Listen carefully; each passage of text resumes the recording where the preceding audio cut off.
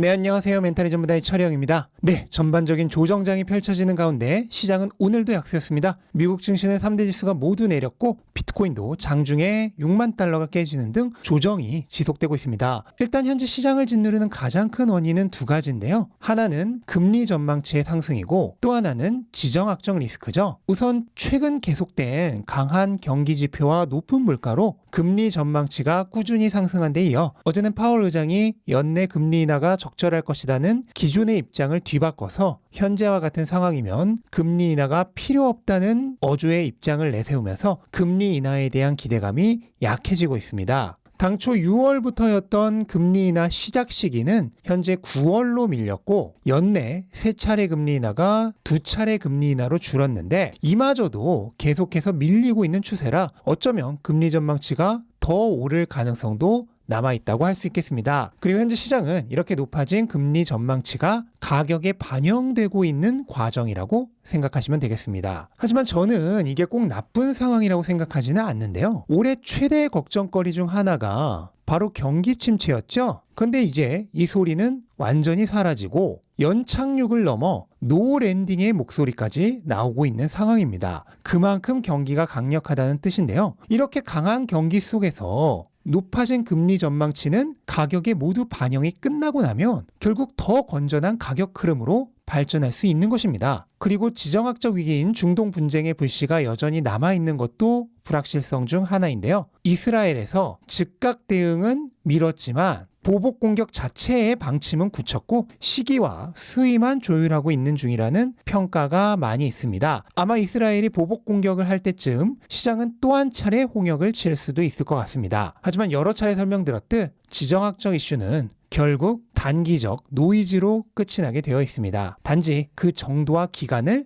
특정할 수 없다는 것이 문제일 뿐이죠. 하지만 단기적인 가격 변동을 추종하는 트레이더가 아닌 추세와 가치를 추종하는 중장기적 투자자라면 그냥 스쳐 지나가는 사건 중 하나라고 생각하시면 될 것 같습니다. 결과적으로 금리 전망치 상승과 지정학적 이슈가 동시에 발생하며 시장을 짓누르고는 있지만 둘 다 크게 걱정할 문제는 아니라고 생각합니다. 그동안 시장은 제대로 된 조정이 거의 없었죠. 나스닥은 지난 10월부터 큰 조정 없이 반년간 상승해서 전고점을 돌파했고 지금도 최고가 대비 겨우 5%가 조금 넘는 조정을 받고 있을 뿐입니다. 어쩌면 이번에는 조금 더 확실한 조정이 일어날 수도 있는데 그렇게 된다 하여도 결코 나쁜 게 아닐 것입니다. 비트코인의 경우도 조정이 계속되고 있습니다. 오늘은 장중에 일시적으로 6만 달러가 깨지기도 했는데요. 아직은 박스권의 지지 영역을 버티고는 있습니다. 하지만 시장이 전반적으로 약세가 계속된다면 결국은 깨질 수 있겠죠. 그 경우 20주 단순 이평선과 21주 지수 이평선으로 형성되는 일명 불마켓 서포트 밴드까지 밀릴 가능성이 있습니다. 대략 54,000달러 정도로 예상되는데요. 근데 비트코인 가격이 여기까지 떨어진다 하여도 결코 대단한 일이 아닙니다. 무려 100배가 올랐던 지지난 사이클에서도 가격이 일시적으로 후퇴하여 이 지점까지 도달했던 적이 여러 차례 있었습니다. 특히 전고점 부근에서 밀려서 내려왔던 사례가 있기 때문에 이미 전례가 있는 것입니다. 제가 여러 차례 비트코인은 전고점을 완전히 돌파한 이후부터 진짜 강세장이 시작된다고 말씀을 드렸는데 그렇게 전고점을 돌파한 이후에도 서포트 밴드까지 돌아간 적이 수차례 더 있죠. 비트코인에게 있어 이 정도의 조정은 전혀 새로울 것이 없는 정상적인 흐름이란 사실을 인지하고 계셔야 할 필요가 있겠습니다. 변동성은 성장하는 자산에게만 주어진 특권입니다. 성장을 끝낸 자산은 더 이상 변동성이 없습니다. 그 얘기는 돈 벌 기회도 없다는 뜻입니다.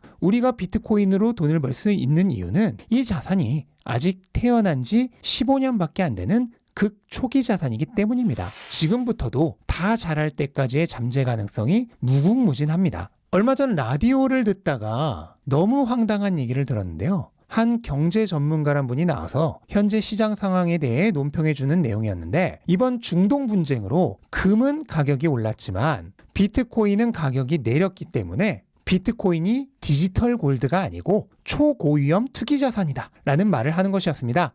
저는 이 방송을 듣고 사람들의 비트코인에 대한 인식이 아직도 너무나 부족하다는 것을 알게 되었습니다. 심지어 경제 전문가란 분이었는데 비트코인에 대해 1시간이라도 제대로 공부를 해봤는지 의문이 들 정도였습니다. 우리가 비트코인을 디지털 골드라고 정의하는 것은 변동성 때문이 아니죠. 자산으로서의 성질을 가지고 얘기하는 것입니다. 금의 경우 시가총액의 95% 이상이 구매력 저장 목적입니다. 비트코인은 더하죠. 100%가 구매력 저장 목적입니다. 비트코인은 금과 같이 순수하게 가치 저장 수단만을 위한 상품 자산입니다. 다만 물리적 형태를 갖춘 금과 달리 비트코인은 오로지 디지털로만 존재하는 네이티브 디지털 에셋이죠. 그래서 디지털 골드라고 정의하는 것입니다. 변동성은 당연히 높을 수밖에 없습니다. 시가총액이 금의 10분의 1도 안 되는 수준이니까요. 암호화폐 시장 전체를 다 합쳐봐야 2조 5천억 달러 정도인데 그래봐야 미국의 한 개 기업의 시가총액 크기도 안 됩니다. 그렇다면 변동성은 당연히 높을 수밖에 없죠. 하지만 변동성이 높다고 꼭 위험한 걸까요? 워런 버핏의 명언이 있죠. 투자에 있어 위험은 변동성이 아니라 영구적인 손실 가능성이다. 금은 지난 13년간 겨우 25%가 올랐습니다. 이 기간 동안 인플레이션만 50%가 넘습니다. 2020년부터만 하더라도 금의 상승률과 같은 25%죠. 한번 생각해 보시기 바랍니다. 가격이 25% 올랐는데 물가는 50% 올랐으면 돈을 번 건가요? 잃은 건가요? 변동성 낮게 안전하게 천천히 가난해지니까 안전자산인가요? 비트코인은 지난 10년 동안 3만 %가 넘게 올랐습니다. 그동안 30% 정도의 하락은 그냥 수십 차례 있었고 80% 가까운 하락만 3차례가 있었습니다. 하지만 8년 전 600 비트코인이 넘던 미국의 평균 주택 가격은 이제 비트코인으로 환산하면 100분의 1 수준으로 떨어졌습니다. 비트코인을 가지고 있었다면 100배 부자가 된 것입니다. 대체 어떤 게 안전한 거고 어떤 게 위험한 건가요? 여러분이 주식이나 코인에 투자하는 이유를 잘 생각해 보시기 바랍니다. 결코 낮은 변동성을 위해 투자하는 것은 아닐 것입니다. 변동성 없이 천천히 가난해지는 게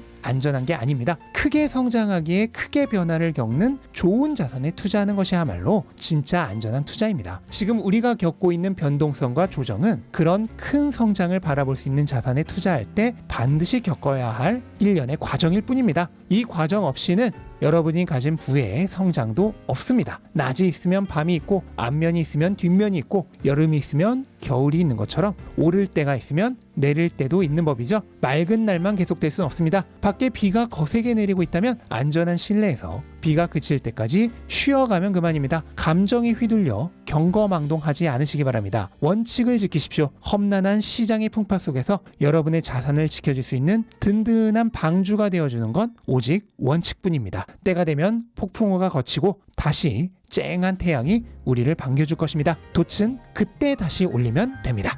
네, 이것으로 오늘 영상 마치겠습니다. 영상 도움되셨다면 구독과 좋아요, 알림 설정까지 꼭 부탁드리고요. 좋은 하루 되시기 바랍니다. 감사합니다.